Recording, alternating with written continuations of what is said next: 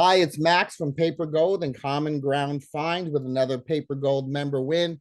Today we are in my old stomping grounds, Newton, Massachusetts, with my friend Luigi, who sold a great book the other day, but got an even greater collection. So Luigi, first talk to us about selling a Dungeons and Dragons book within 4 or 5 hours of listing it.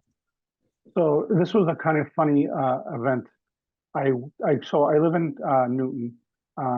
In Cambridge, there's an MIT flea market every third Sunday from April to October, and there's everything at this flea market. There's everything from those tubes that those electronic tubes that you put in guitar amps and things like that, and ham radios, to computer equipment, to lasers, to basically some people just call it junk. You mean everything you like? I can't wait for that, so those Sundays to come by. My wife is not too excited, but I got to buy her dinner afterwards, so it all works out. Yeah.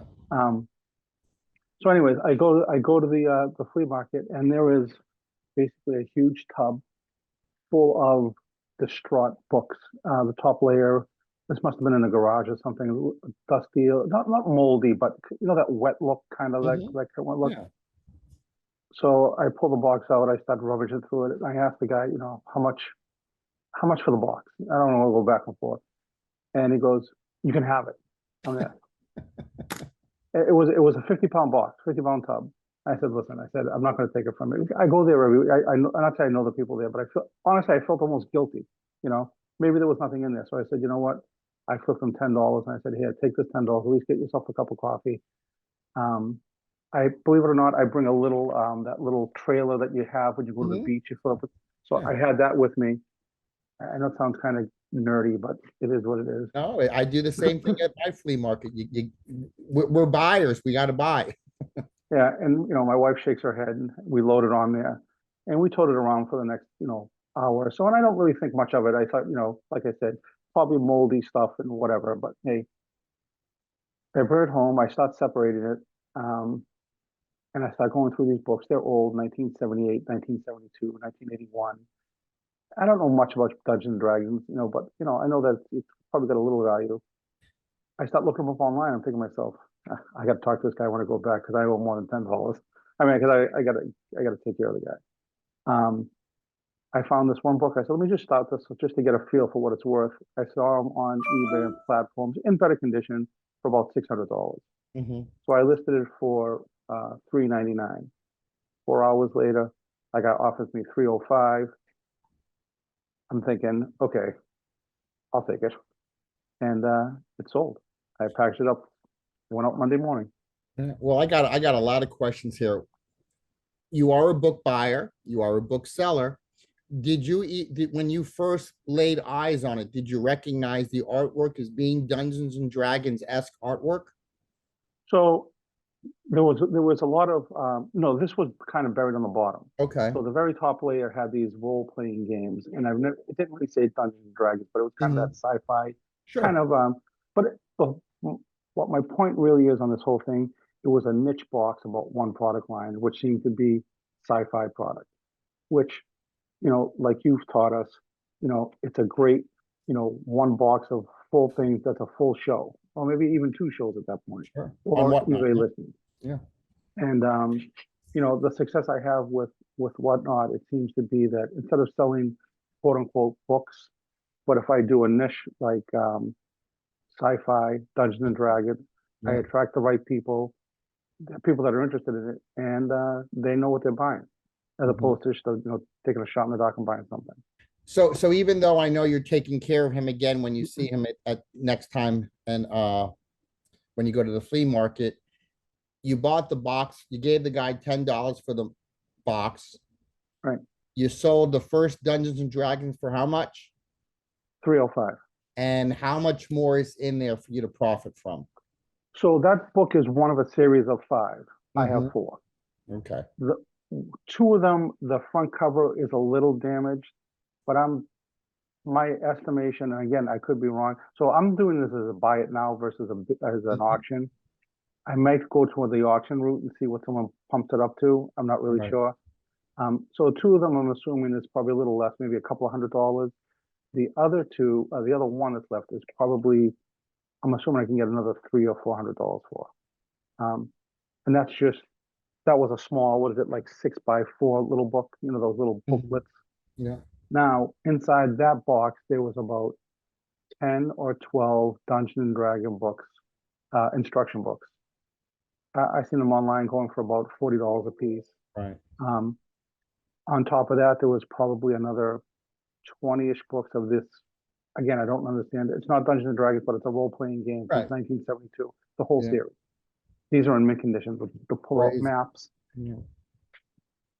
I don't want to jinx myself, but I'm probably looking at probably $200 or $300 a book Yeah. easily. You're gonna do well, Luigi. You're gonna do well. I'm going to So come visit you. it's about time. So let me ask you this. I know that your wife was with you when you bought it. Um, when you told her you sold the first one for $300 or so, does she share the same excitement you have? Uh, um, in a different aspect. She's Yeah. thinking, okay, with $300 extra, what can I buy for you? You know? No, but she is excited. No, she's very happy. We're good because we work as a team.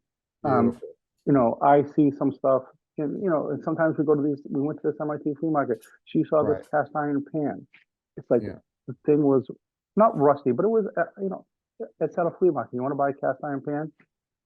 Little did I know it was a $350 cast iron pan. It was one of those French things, and Mhm. she bought it for $20. So you The, don't know till you yeah. know. The wonderful world of flea markets, though. You can still make great finds at flea markets, which is to me the lesson here. Also, the fact that you were willing to just buy a box of books, sort of sight unseen, give the guy $10, see what happens. Playing that risk game pays off more than people think. I think it's great. So what advice do you have for someone who wants to get into book selling, use book selling like you and I do, and to help them further along without having to make the same mistakes you and I may have made? Well, so I always thought, I love buying large volume and filtering through it, but there's only so much time that you have. Right. I do this as secondary income and actually as a hobby, to be honest with you. My first day job is, in the computer industry. I also use this as a tool to spend with my wife, my hobbies, because we kind of have similar lives. So we go to book sales, we go to yard sales, we go to the bins and so forth. And it's the ride going there and talking back and forth.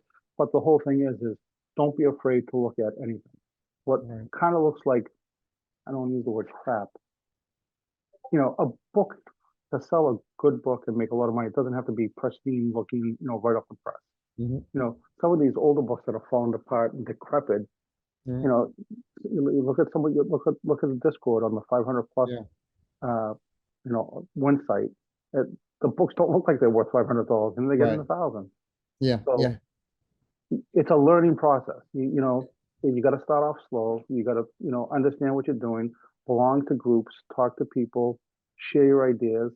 I'm not saying get a mentor, or get a group mentor, and just keep plugging away. You're not going to be a millionaire the first day. Right. Maybe you will. Hey, but just keep going.